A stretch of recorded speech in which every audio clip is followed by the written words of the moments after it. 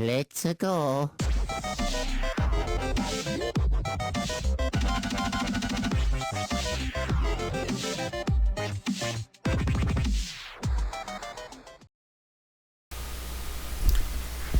Hey, what's going on, guys? It is time once again for the 12 days of anime.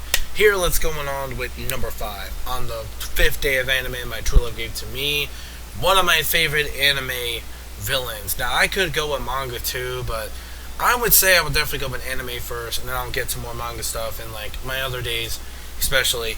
Anyways, let's go on to day number 5. Day number 5 would be my favorite anime villain of 2015.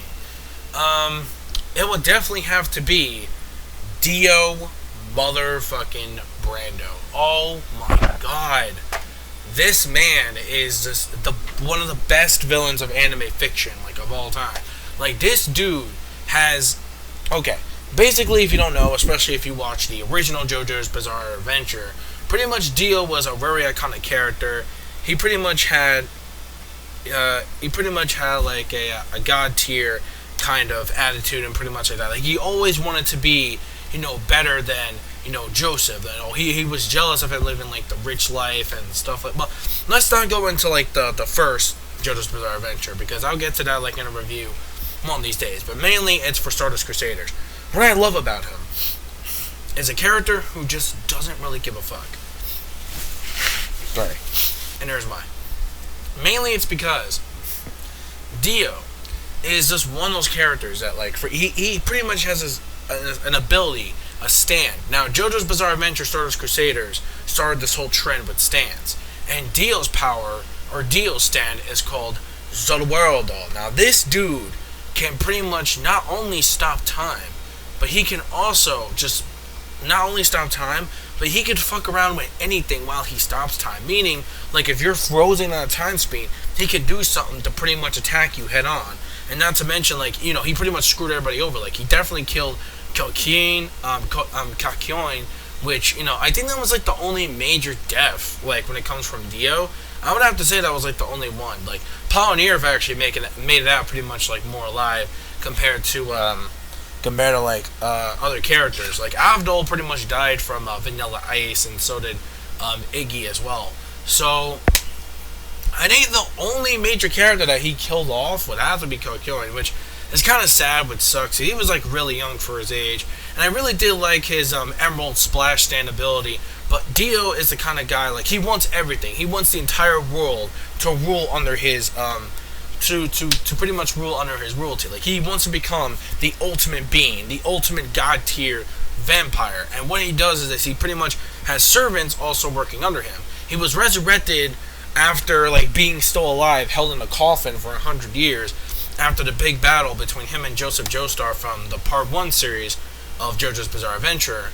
And because of that, he was able to survive and actually able to withstand the ability and actually know all about the world around him that has evolved for over hundreds of years of shit has been going down. Hence why one of his attacks from his stand, while he gets, like, into that super high mode where he actually takes Joseph's blood and then he, like, fucking sniffs it like it's fucking crack cocaine, and he has to hold road roller, which I think that shit is pretty fucking, oh my god, man, I love it, man. Like Dio is just a fucking beast. Like, his stand has the ability to stop time, to start time, even rewind time.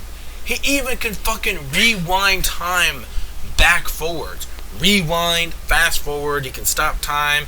He's crazy, man. Like, his ability, not only that, but he knows everything about the world around him to his advantage, and why he was still, like, the ultimate being. He is one guy that will not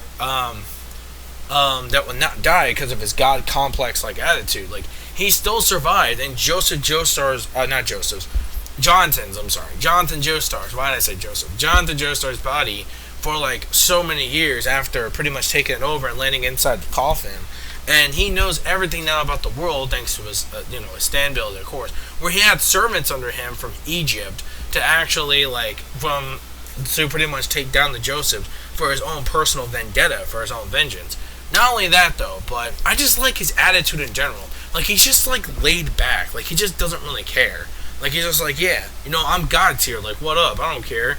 Like, my servants, they serve me for a purpose, but if they get too carried away, they're gonna die anyway. So, like, what's the whole point? Like, this dude was fucking crazy. But, the fight between him and Jotaro was just outstanding. Like, I love it. He's crazy.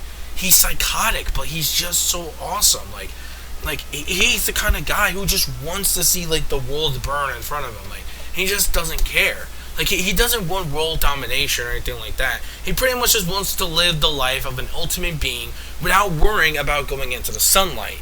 Because, he still is a vampire, so we can't really go into the sunlight. But thanks to his stand and everything else, he doesn't need all that shit. He can stop time, whatever. He doesn't need the fucking sun anymore to worry about that shit because he's all good now. So he doesn't have to worry about getting into the sunlight and dying.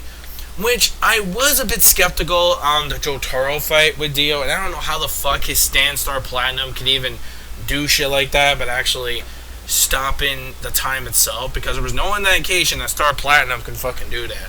So I found that part a little bit odd, a little bit off on why Jotaro had the advantage of being Dio.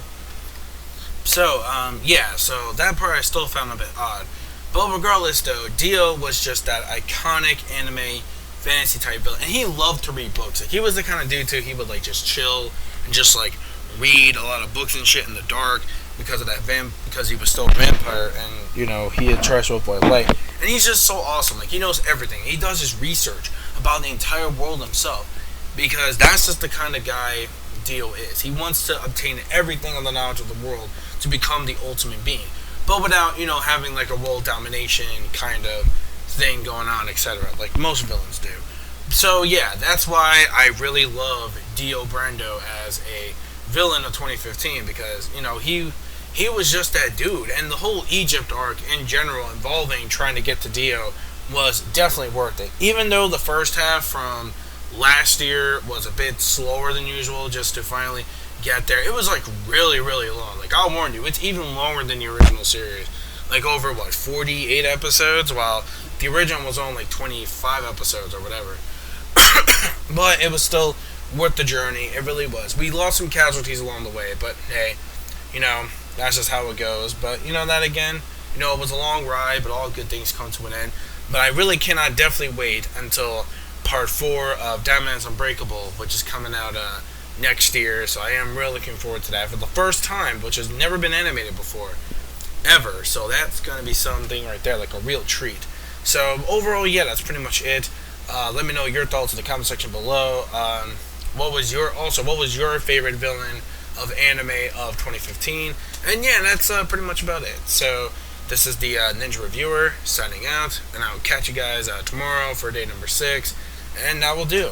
Don't forget to rate, comment, subscribe as always, and remember to also support what you read and what you watch, and that's pretty much it.